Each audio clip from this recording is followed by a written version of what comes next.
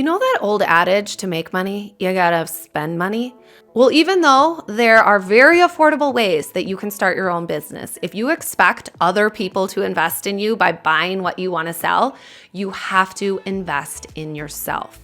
But since money doesn't go on trees for all of us, in this episode, I'm going to show you creative ways to access the money that you need to make your dreams happen. Because regardless of how much or little that you invest, I never want money to get in the way of anyone's success. So grab yourself a drink, girlfriend. It is time to make some money appear out of thin air. Oh, shit.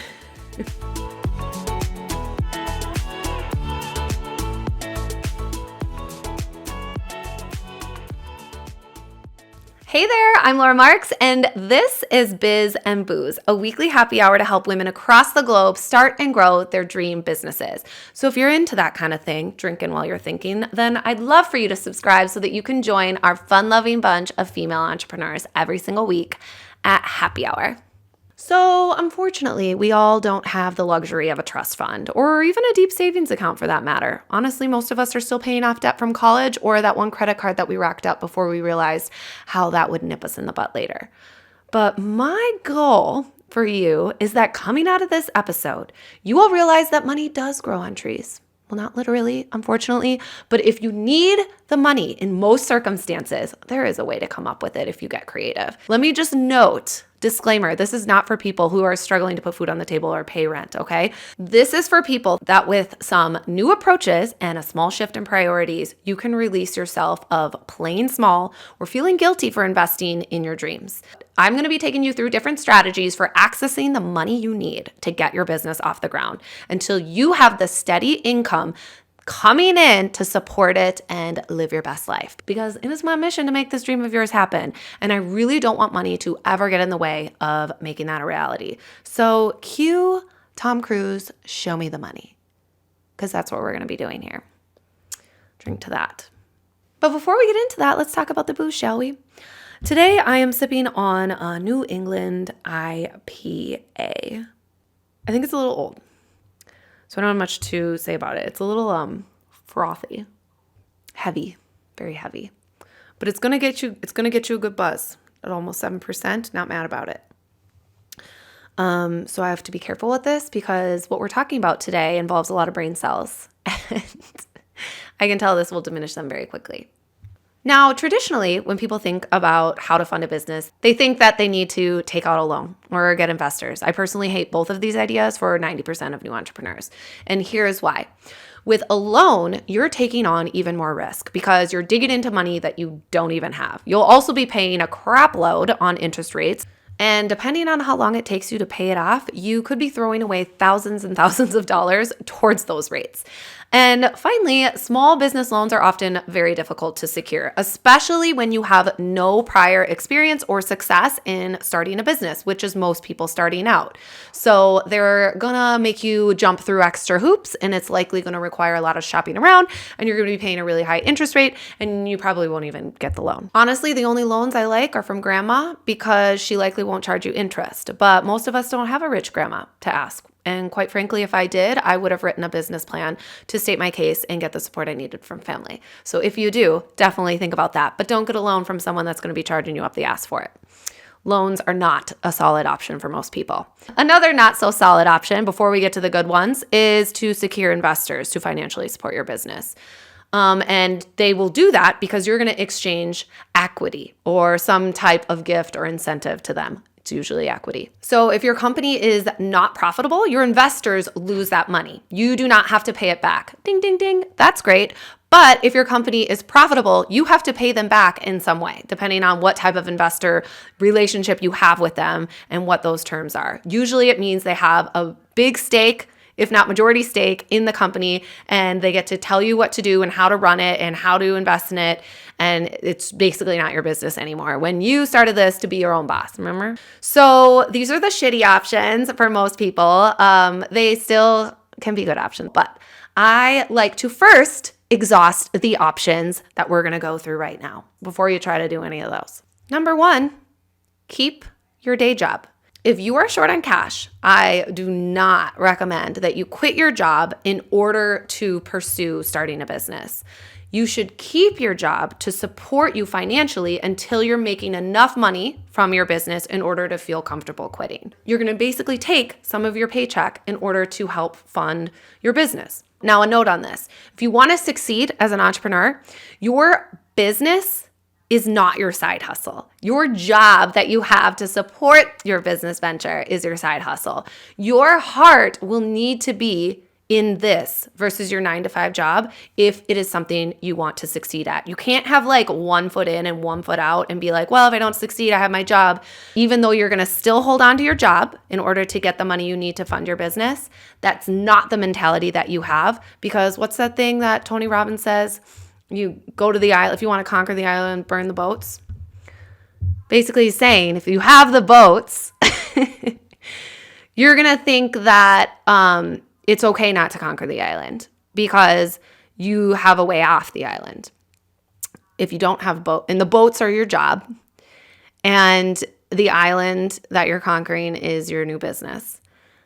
Whereas if you burn the boats, you're now like, fuck, it's either do or die. There is no plan B. That's the mentality that you want to have when starting your own business. Does that make any sense? I totally butchered that. I'm sorry, Tony Robbins. We're buddies. We're definitely not, but maybe one day. So number 1, keep your day job. Number 2, consider a partner. When you start a business with someone else, you share in the costs, in addition to having help in making that a reality. What's important is that you choose someone who you believe could add value in the creation of the business, as well as support financially. Someone who shares in your vision, has a complementary skill, and is willing to pull their end of the bargain. Obviously, this would mean that you'd need to share the profits, but note that this doesn't have to be like a 50-50 partnership. It could be where they just get a slice of the pie based on their contribution with their time and money. So say you need some creative help or some help for social media.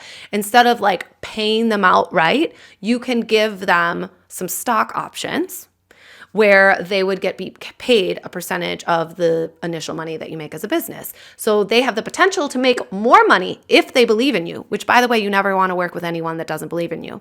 So that's negative to you. You'll end up paying them more, but you're only paying them more once you've already made it, as opposed to going into the hole by paying someone. So we got keep your day job to support it. We got potentially go on with a partner. And number 3, pre-sell your offer. This is literally my favorite. For most businesses, you can actually sell your offer before it is even ready. This isn't just a great way to test your offer and like get invaluable feedback from your target audience. Pre-selling or pitching your offer before it's ready is a great way to make money before you invest a significant amount of time and money into it. For example, if you're starting a service or consulting-based business, you can start pitching people right away and get to work. You can also consider doing this for a digital product business before your product is even created. If you feel comfortable, you can pre-sell it to a group of founding members, giving them a special price or incentive, and then create it, potentially creating it as they're going through it. Now, I walk you through the entire process of how to pre-sell your offer to make money as a business before it's even ready inside of My Biz You, which is my online program supporting women across the globe in starting their own thing.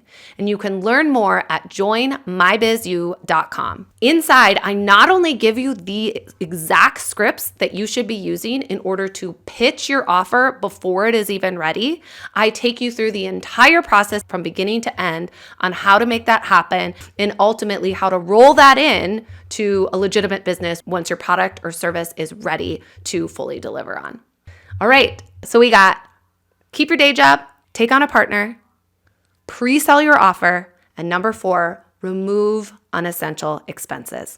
When it comes to how you spend your money, a new outfit, those new shoes, takeout, cable, none of those things make you as happy and fulfilled as pursuing something that you love, building a legacy for your family, being a happy mom because you freaking love waking up and getting to work every day. So why would you be spending money there and not on your own business that can get you way more than those give you? There is an app that I highly recommend, and it's totally free. It's called mint.com. You're probably familiar with it, but it basically helps you identify any of those luxury expenditures or unnecessary purchases that you can ultimately remove from your budget, like coffee, takeout, delivery meals, clothes, costly gifts. By the way, since we are approaching the holidays, when it comes to gift, like costly gifts can be substituted for thoughtful gifts that are much less expensive, or favors or experiences. You just have to be more creative and think ahead. Let's see, where else can you save money? Virtual happy hours at home instead of at the bar. It's comfier. The drinks are cheaper. The wine is poured to the rim just the way you like it. There aren't usually dogs at a bar, and I personally enjoy cuddling mine on the couch. I really don't understand. It's not even a comparison, really. Another app you can use is Truebill, and that helps you identify and cancel subscriptions and memberships that you have that you can do without, like cable, streaming services, apps and software, gym memberships. We know you ain't hitting up that gym enough to make that worth it. A cell phone plan, news subscription, music. There are so many subscriptions that we all belong to, and we're just paying for them, and we likely don't even realize it. By the way, canceling cable and going with YouTube TV, we did it like 3 or 4 years ago now. Best freaking decision I have ever made. It was so easy to do. We still get all of our shows and sports and are saving over $100 a month. So that alone would be a major money saver if you still have cable. And it is so unbelievably easy. That one change could give you all the money that you need for your business, depending on what type of business you're starting. So we got keep your day job, take on a partner, pre-sell your offer, remove unessential expenses. And number 5, creatively reduce spending. So there are ways that you can pay less for certain things, like buy used instead of new, like through Facebook Marketplace or eBay or Letgo or OfferUp or Craigslist, or use a rewards app like Shopkick or Ebates, or use coupon apps like Rakuten, Honey, Ibotta. Oh my God, there are so many options to save money, especially with the holidays coming up. All of those are going to do wonders. Another thing to consider is what can you rent instead of buying? So for big expenses like a car, a lawnmower, a snowplow, or other tools and equipment that you use only a few times a year. All right, next, number 6, sell or share your stuff. So types of things that you can sell, share, or rent are things like furniture, clothing, accessories, jewelry, a second car, tools or equipment, gift cards, old baby equipment, kids' toys and gear. You get the point. The apps that I like for sharing things like that are Burrow or Fat Llama. Definitely check them out. Number 7, dig into your savings. Now, be careful on this one. You always want to make sure that you have enough money to get through at least 3 months with absolutely no income coming in. But if you have extra savings, I personally cannot think of a better way to spend it than on pursuing a dream of yours. That was what I did with my business when I started. I had already had my career for over a decade.